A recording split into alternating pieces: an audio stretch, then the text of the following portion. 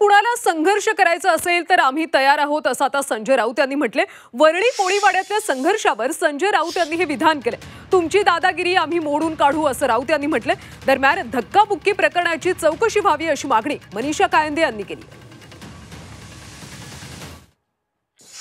कोणत्याही संघर्षाला तयार, जर कोणाला आमच्याशी संघर्ष करायचा असेल, तो सगळा विषय मला कालपासून तर कोणताही संघर्ष आमची त्या संघर्षाला तयार।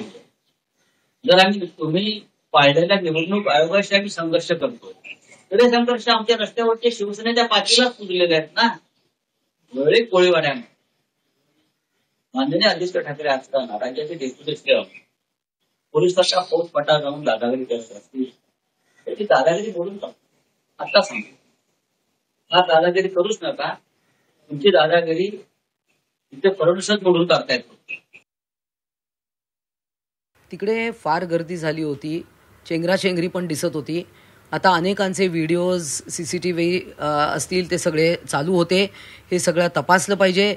खरोखरच असं काही झालं असेल तर ते गंभीर आहे, परंतु मला असं वाटतं कुठल्याही गोष्टीची पहिले शहानिशा करायला पाहिजे की नेमकं काय झालं होतं।